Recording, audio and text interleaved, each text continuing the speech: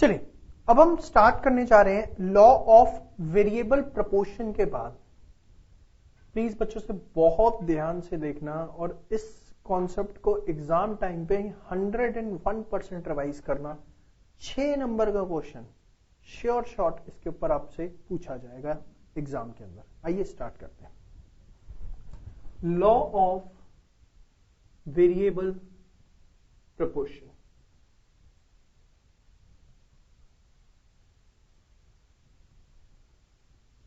ये है क्या लॉ ऑफ वेरिएबल प्रपोर्शन, जरा समझते हैं।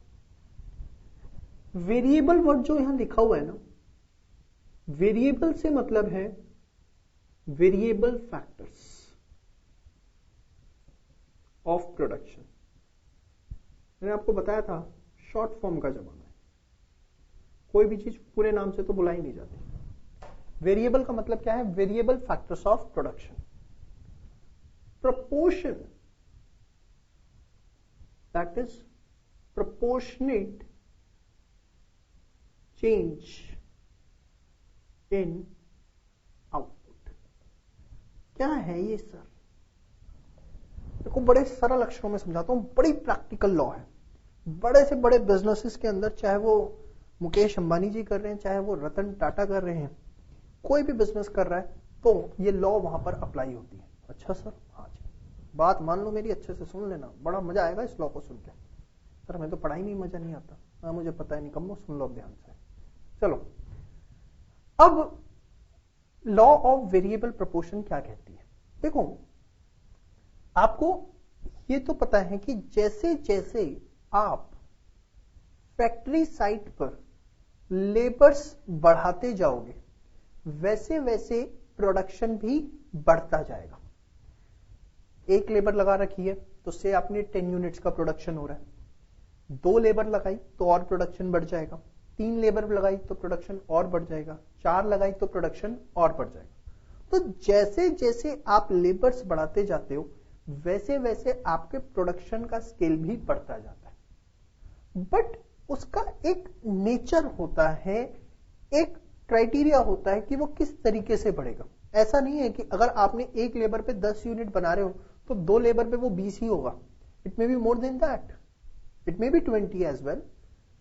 अगर आपने 3rd लेबर लगाई, जरूरी नहीं है वो 30 ही आए, वो उससे ज्यादा भी आ सकता है। हाँ जी, वो क्या नेचर होता है।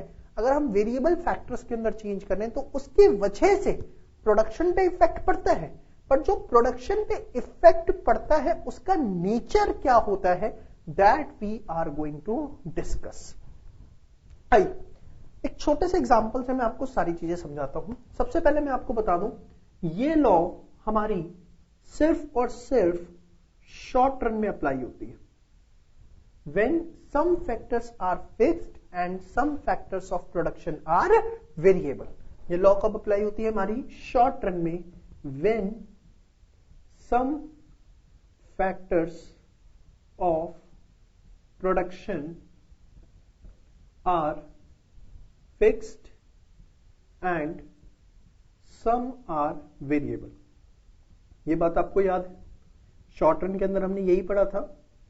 चलिए, और पहली चीज तो ये। दूसरी चीज, इस लॉ में जो हम नेचर अंडरस्टैंड करने जा रहे हैं वो क्या है कि अगर हम अपने किसी एक वेरिएबल फैक्टर को चेंज करते और वो वेरिएबल फैक्टर है हमारा लेबर, अगर हम किसी एक वेरिएबल फैक्टर को चेंज करते हैं तो उस लेबर के चेंज करने की वजह से मेरे प्रोडक्शन पे उसका किस तरीके से इंपैक्ट पड़ेगा, that I am going to discuss.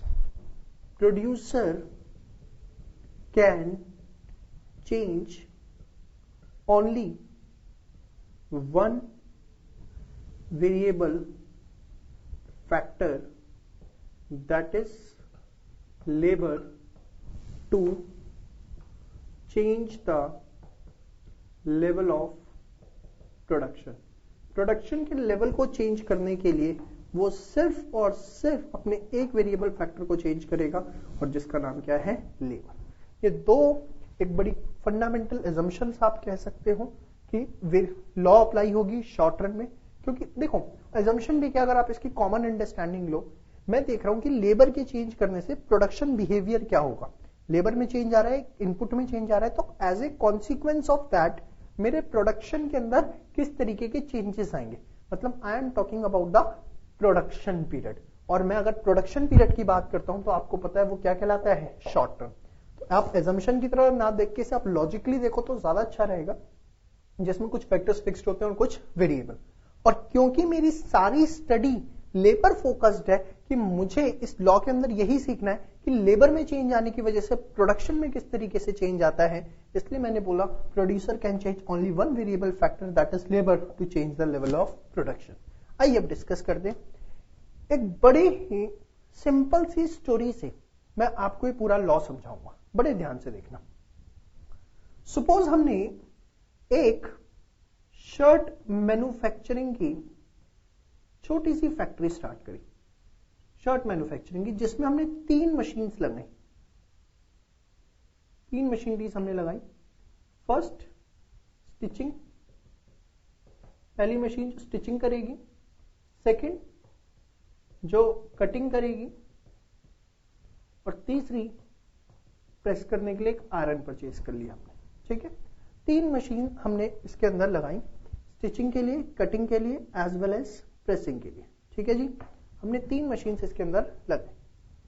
अब हमने क्या किया, क्योंकि हमने भी अपना धंधा पानी स्टार्ट ही किया था, छोटा मोटा बिजनेस स्टार्ट किया था, तो हमने सिर्फ पहली लेबर रखी, एक लेबर रखी। उस लेबर को बोला कि भाई शर्ट बनाना शुरू कर। वो लेबर बेचारा सुबह आए, पहले कटिंग करे, फिर उसको स्टिच करे, और फिर उसको प्रेस करे, और पूरे दिन के अंदर खून पसीना बहाकर 10 शर्ट्स बनाता है। कितनी शर्ट्स बनाता है? 10। ये मैंने आपको बताया कि मैंने ऑब्जर्व किया कि full day is working, is operating all the 3 machines, stitching, cutting, stitching as well as pressing, and by putting the entire efforts in a day he is able to manufacture only 10 shirts. अब मेरा business बढ़ने लग गया, नए नए order आने लग गए, बनियों वाला दिमाग मेरा, मैंने एक और लेबर रख ली, एक और लेबर रखी, सेकंड लेबर। अब सेकंड लेबर रखी तो मेरे दिमाग में पता है क्या आता है, एक लेबर से 10 तो 2 लेबर से कितनी आनी चाहिए? 20 शर्ट्स। मैं तो यही सोच के बैठा था कि एक लेबर से 10 तो 2 लेबर से 20 शर्ट। ओ भाई, लेकिन ऐसा नहीं हुआ, 2 लेबर ने तो 25 शर्टें बना दी। कितनी बना दी? 25। ये तो बनिए की कैलकुलेशन फेल हो गई। एक लेबर 10 शर्ट तो 2 लेबर 20 शर्ट। मैं यार ये क्या, ये तो 2 लेबर ने 25 बना दी। अच्छा कुछ बड़ा हो रहा हूं, 5 एक्स्ट्रा नहीं है, फिर भी दिमाग यार 5 एक्स्ट्रा कैसे बन गई? एक 10 तो 2 20 ही होती है ना, 25 कैसे बन गई? अब कारण ढूंढा। सबसे पहला कारण, देखो पहले क्या हो रहा था, एट ए टाइम या तो कटिंग की मशीन चलती थी, या स्टिचिंग चलती थी, या प्रेस होती थी। कोई एक ही machine at a time operate हो पाती थी, और इस लेबर को तीनों मशीनों में काम करना पड़ता था। मतलब कहीं ना कहीं पहले एक तो मैं जो मेरे फिक्स्ड फैक्टर्स हैं, जो मेरी मशीनरीज हैं, मैं उनको पूरा यूटिलाइज नहीं कर पा रहा था। पूरे दिन में कुछ वक्त कटिंग की मशीन चलती थी, कुछ वक्त स्टिचिंग की मशीन चलती थी, और कुछ वक्त प्रेसिंग की मशीन चलती थी। सेकेंड लेबर के आने की वजह से वो जो कुछ वक्त था वो थोड़ा ज्यादा हो गया। अभी भी तीनों मशीनें पूरे दिन नहीं चलती हैं, अभी भी तीनों मशीनें पूरे दिन नहीं चलती हैं, बट कंपैरेटिवली पहले एक ही लेबर को 3 मशीनें चलानी पड़ती थी, तो से अगर वो 9 घंटे काम करता था तो 3 घंटे, 3 घंटे और 3 घंटे, ठीक है। बट क्योंकि अब वो 2 लेबर्स हो गई हैं तो वो प्रोपोर्शनेटली टाइम ज्यादा हो गया। कहीं ना कहीं फिक्स फैक्टर्स का यूटिलाइजेशन बढ़ गया, वो थोड़ा प्रॉपर वे में होना लग गया। और सेकंड चीज, पहले इस बेचारे लेबर को ही तीनों मशीनें चलानी पड़ती थी, तो उसका हाथ सेट नहीं था। कभी वो कटिंग पे आता, फिर स्टिचिंग पे आता, फिर वो प्रेसिंग पे आता, तो उसका स्पेशलाइजेशन नहीं था, ना कटिंग में था, न स्पेशलाइजेशन ना स्टिचिंग के अंदर था और ना प्रेसिंग में। सेकंड लेबर के आने की वजह से उन्होंने आपस में काम बांट लिया, और क्योंकि उन्होंने आपस में काम बांट लिया तो now they are specialised in their task. इसने बोला भाई मैं देख स्टिचिंग पे फोकस करूंगा, इसने बोला मैं कटिंग और प्रेसिंग पे। तो क्योंकि ये स्टिचिंग पे फोकस कर रहा है तो अपने काम में स्पेशलाइज हो गया और उसका जो आउटपुट था वो कंपैरेटिवली बढ़ गया। तो there are two reasons, one is something I am ensuring the proper utilisation of fix factors, and the second one is the specialisation, कि जिसकी वजह से देखो अगर ये सिर्फ 10 से 20 होता ना, सिर्फ ये 10 से क्या होता 20, तो मैं कहता कि it's just a proper utilisation of fixed factors. कि भाई 10 से 20 हुआ है, पहले बड़ी सिंपल सी कैलकुलेशन थी, एक लेबर एक मशीन पे काम करके, तीनों मशीन पे काम करके 10 शर्ट बना रही थी, 2 लेबर आई पेंडिंग। अब ये लेबर पूरे दिन तीनों मशीनों पे तो काम करती नहीं थी, 3 घंटे इस पे, 3 घंटे इस पे, 3 घंटे इस पे, तो सेकंड लेबर जो बाकी टाइम बचा होता था वो भी तीनों मशीन पे काम कर लेती थी और उसने भी अपनी 10 शर्टें बना दी। समझ में आया एग्जांपल? दोबारा रिपीट कर रहा हूं कि अगर एक लेबर 3 घंटे इस पे दे रही है, 3 घंटे इस पे दे रही है, 3 घंटे इस पे दे रही है, पूरे दिन में 3 घंटे दिए ना इस मशीन पे, हाँ, अगर पूरे दिन में 3 घंटे इस मशीन पे दिए तो 6 घंटे तो ये मशीन खाली पड़ी है। ऐसी अगर इस मशीन में 3 घंटे दिए तो 6 घंटे ये मशीन खाली पड़ी है। अगर 3 घंटे इस मशीन पे दिए तो 6 घंटे ये मशीन खाली पड़ी है। तो सेकंड लेबर आती तो जो टाइम खाली पड़ा हुआ था उसमें स्टिचिंग, उसमें कटिंग और उसमें प्रेसिंग करती। 6 घंटे खाली था, उसमें से कोई 3 घंटे ये पिक कर लेता, कटिंग भी 6 घंटे खाली थी उसमें से, तो परमुटेशन कॉम्बिनेशन बनाकर, कुछ ना कुछ कॉम्बिनेशन बनाकर एक लेबर 10 और 2 पे क्या होता 20। That is only proper utilisation of fix factor. But इन्होंने ऐसा नहीं किया। इन्होंने क्या किया, काम ही बांट लिया। एक बंदा अब सारे काम नहीं कर रहा, लेबर, ये वाली लेबर सिर्फ स्टिचिंग कर रही है और ये वाली लेबर सिर्फ कटिंग और प्रेसिंग कर रही है, तो कहीं ना कहीं उनके अंदर एक स्पेशलाइजेशन देखने को मिला। और इसकी वजह से, क्योंकि साथ में क्या जुड़ गया इसके, स्पेशलाइजेशन, तो ये सिर्फ 10 से 20 नहीं हुआ, ये कितना हो गया 25 हो गया। बात समझ में आ गई? अच्छा, मैंने कहा यार मशीनें तो 3 है, लेबर 2 है, एक और लगा। और होना क्या था, जो मैंने सोचा था एकदम सही सोचा था, 10 से कितना हुआ 25, और सीधे अगली बार बनी कितनी 50 शर्ट्स। क्यों? क्योंकि अब जाके तीनों मशीनें 9-9 घंटे चल रही हैं।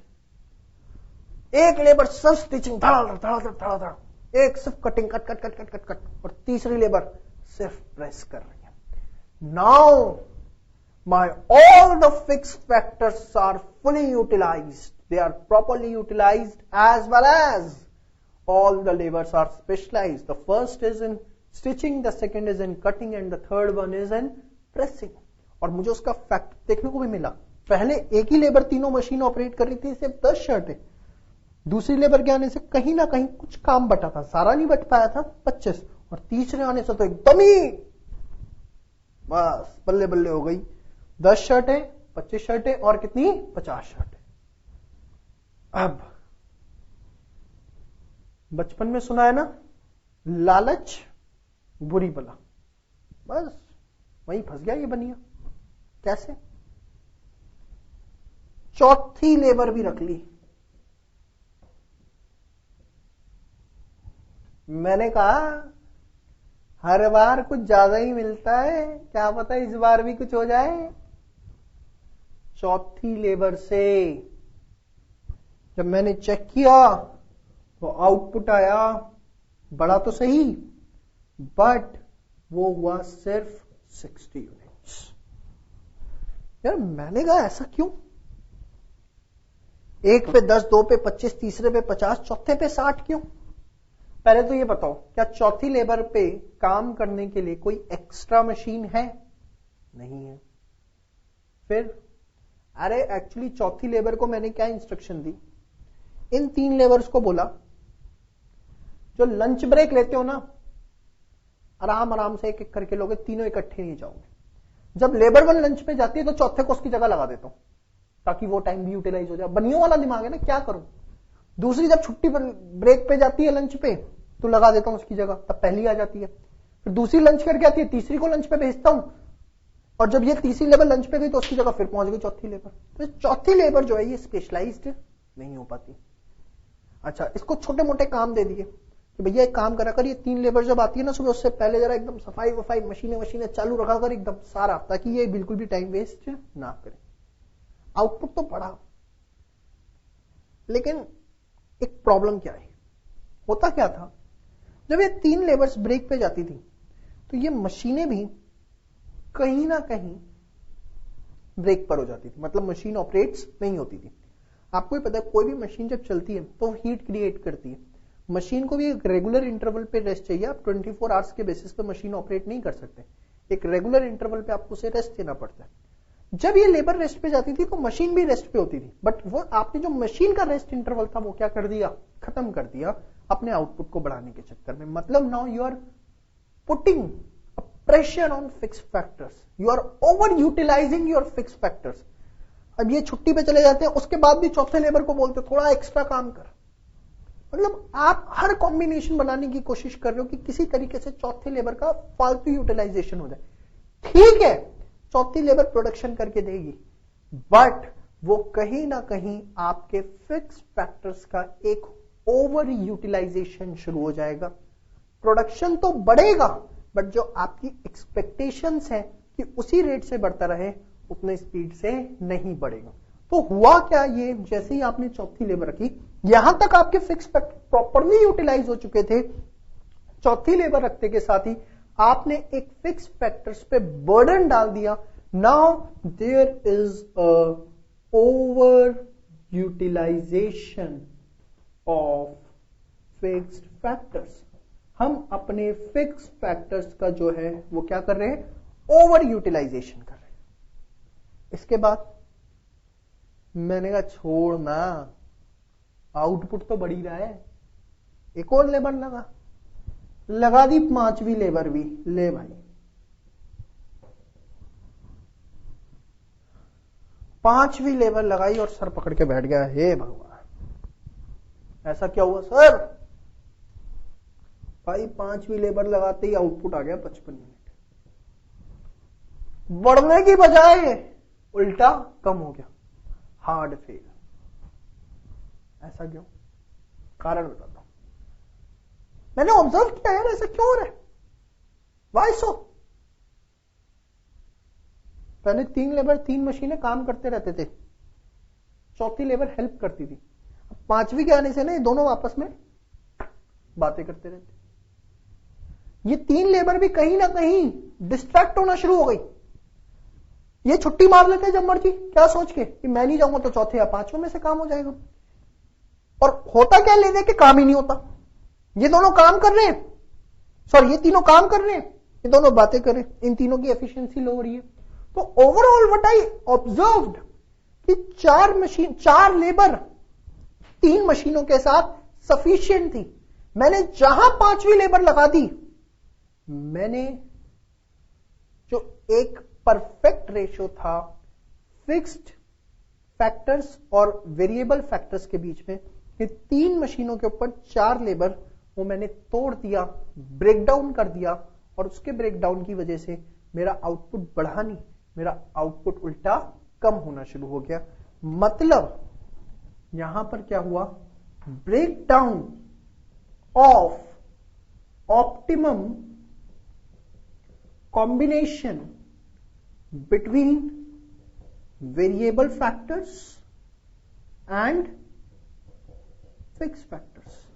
जो वेरिएबल फैक्टर्स और फिक्स फैक्टर्स के बीच में एक मस्त कॉम्बिनेशन बना हुआ था, जबरदस्त कॉम्बिनेशन बना हुआ था, वो टूट गया और मेरा प्रोडक्शन बढ़ने की जगह उल्टा क्या हो गया, कम हो गया।